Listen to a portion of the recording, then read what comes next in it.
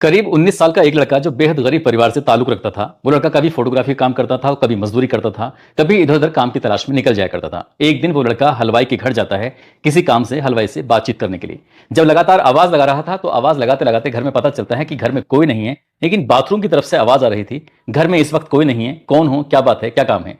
लड़का समझ जाता है कि ये हलवाई की बेटी है जो बाथरूम के अंदर नहा रही है। उस लड़के के दिमाग में गलत ख्याल आ जाता है। वो अपना मोबाइल निकालता है और नहाती हुई उस लड़की की वीडियो फोटोग्राफ अपने मोबाइल में कैद कर लेता है, लेकिन इस बात की भनक वो उस लड़की को लगने नहीं देता।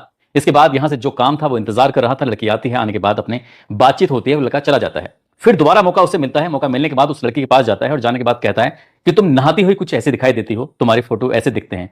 जैसे ही लड़की ने अपनी तस्वीरों को देखा, वीडियो को देखा, उसके पैरों तले जमीन खिसक जाती है। सोचने पर मजबूर हो जाती है कि आखिरकार उसके साथ ये हुआ क्या है। वो लगातार हाथ जोड़ रही थी, पैर जोड़ रही थी, तमाम कोशिशें कर रही थी, उस लड़के को समझाने की कोशिश कर रही थी, लेकिन लड़के के दिमाग में नहीं आता।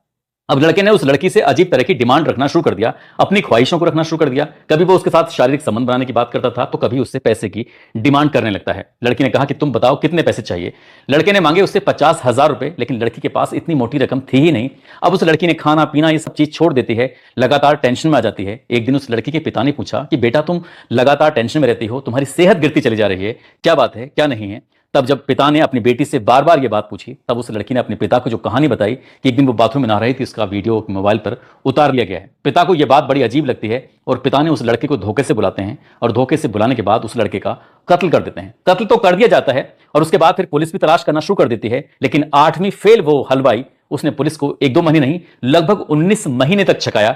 आखिरकार जब घटनाक्रम का खुलासा होता है तो लोगों को यकीन नहीं हो रहा था कि वो हलवाई जो इतना कम पढ़ा लिखा था, उसने बड़े बड़े काबिल ऑफिसरों को भी घनचक्कर यानी कि उनके दिमाग घुमा दिया, उनके पसीने छुड़ा दिए। आज की कहानी सुनने के बाद आप लोग भी सोचने पर मजबूर हो जाएंगे। कुछ लोग तो शायद ये कहेंगे कि बाप ने बहुत अच्छा काम किया है, कुछ लोग ये भी कहेंगे कि बाप को पुलिस के पास जाना चाहिए था। आदाब, नमस्कार, सत श्री अकाल। मैं उस्मान सैफी। आज की जो सच्ची घटना मैं आपको सुनाने जा रहा हूं, ये सच्ची घटना है उत्तर प्रदेश के जिला आगरा की। जिला आगरा का एक थाना लगता है, उस थाने का नाम है सैया। सैया थाना क्षेत्र का एक जगह है जिसका नाम है आगरा ग्वालियर हाईवे पर कटी पुल। कटी पुल के पास 20 फरवरी 2024 के दोपहर लगभग 3 बजे के आसपास का वक्त था। एक किसान अपने सरसों के खेत की तरफ आया हुआ था। किसान जैसे ही अपने सरसों के खेत को देख रहा था, इसी बीच में किसान की नजर पड़ जाती है अपने ही सरसों के उस जगह पर, खेत पर, जहां पर बड़ी संख्या में, बड़ी मात्रा में, बड़े हिस्से में आग लगी हुई थी, उसकी सरसों जली हुई थी। वो समझ नहीं पा रहा था कि आखिरकार किसी ने उसकी सरसों को इस तरह से क्यों जलाया है। तभी वो ये पता करने की कोशिश करता है। जब वो नजदीक पहुंचता है, नजदीक जाने के बाद देखता क्या है कि वहां पर एक नीले रंग का ड्रम है जो कि बड़ी मात्रा में, यानी कि लगभग 100% जल चुका है। थोड़ा बहुत हिस्सा था जिसे देखकर अंदाजा लगाया जा रहा था कि ये एक नीला ड्रम है। उसने फिर ये जानने की कोशिश की कि आखिरकार उस ड्रम के अंदर क्या था।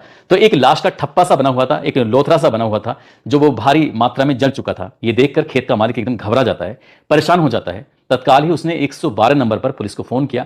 फोन करने के बाद पुलिस को बुलाया और जैसे ही पुलिस को ये सूचना मिलती है तो डॉग स्क्वाड, सीओ हो या फिर इस इलाके के एसएचओ हो या फिर इस इलाके के पीवीआर हो, तमाम पुलिस बल यहां पर पहुंच जाता है और यहां आने के बाद इस मामले की जांच पड़ताल करना शुरू कर देता है। इस लाश को देखकर सहज ही अंदाजा लगाया जा रहा था जैसे कि किसी ने हत्या करने के बाद इस यहां पर लाकर इस लाश को जलाया है और ड्रम के अंदर सीधे सीधे आग लगा दी गई है।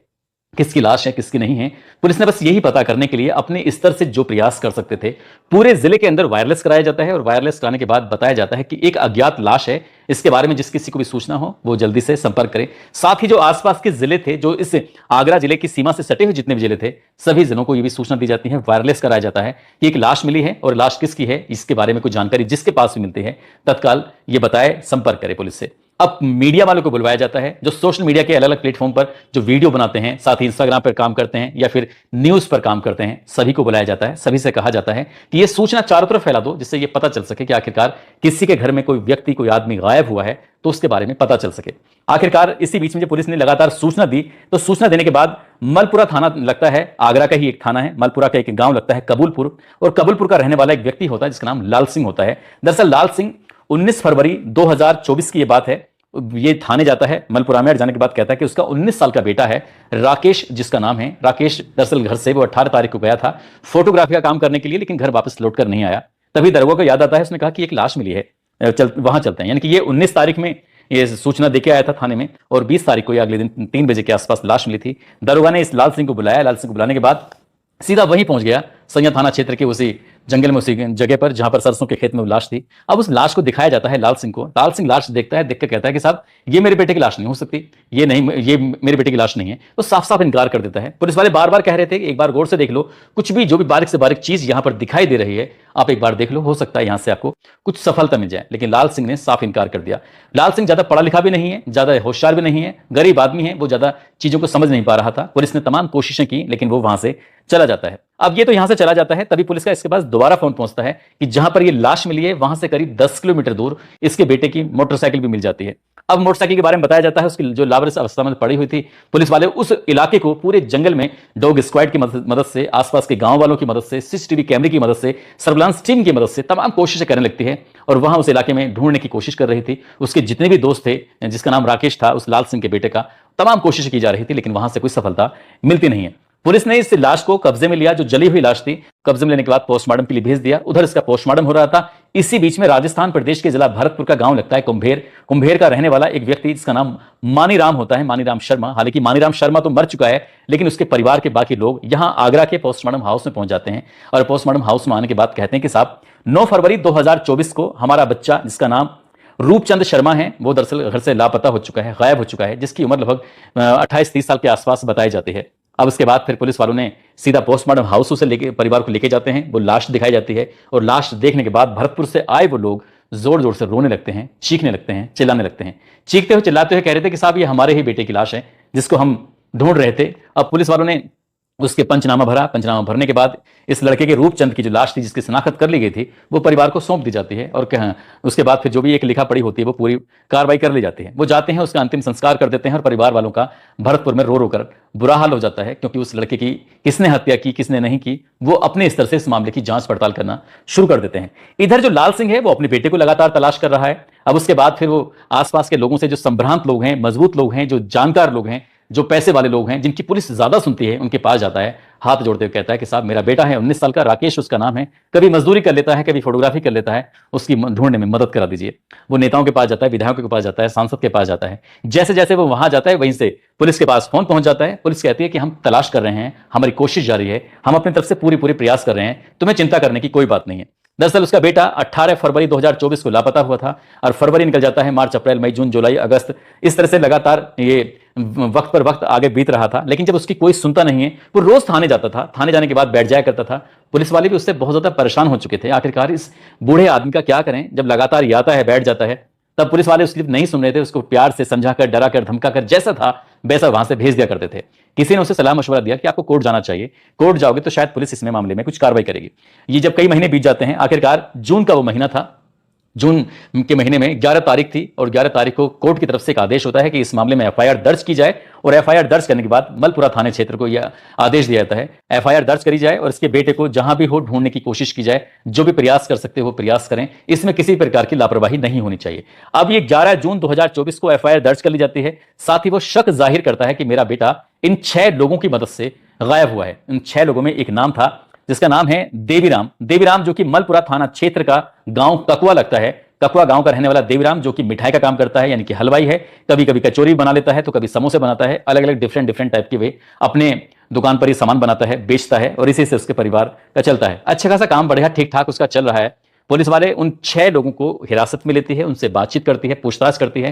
5 लोगों के पास पुलिस को ऐसी कोई सबूत नहीं लगते जिसके आधार पर कह सके कि इन्होंने कुछ किया होगा। अब पुलिस के लिए प्राइम सस्पेक्ट सिर्फ एक ही व्यक्ति है जिसका नाम देवीराम होता है, जो कि हलवाई होता है। उस हलवाई से पूछताछ की जा रही थी। जो सवाल उसे कर रहे थे वो सवालों का जवाब बिल्कुल ठीक ठीक तरीके से दे रहा था। इस तरह से जून के महीने में एफआईआर दर्ज होती है। जुलाई, अगस्त, सितंबर, अक्टूबर, नवंबर, दिसंबर, इस तरह से 7 महीने बीत जाते हैं। उसके बाद नया साल आ जाता है, यानी कि साल 2025 लग जाता है। उसके बावजूद भी पुलिस करे तो क्या करे। उधर लाल सिंह बार बार पुलिस के थाने के चक्कर काट रहा है कि साहब मेरे बेटे का कुछ पता चला या नहीं चला।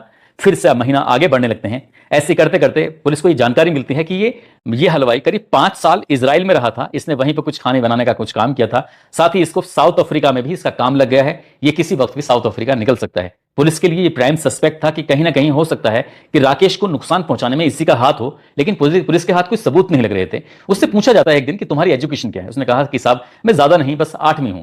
8वीं पास हो या फेल हो, तो कोई कहने लगता है कि फेल है, कोई कहता है ये पास है। पुलिस वाले जो पढ़े लिखे थे, कोई आईएएस है न कोई आईपीएस है, तो कोई दरोगा है, तो कोई इंस्पेक्टर है, कोई सीओ है, सभी उसकी बातों में एकदम उससे पूछताछ करते हैं, लेकिन सफलता कुछ मिलती नहीं है उसके सामने सर मारने के अलावा और कुछ था नहीं।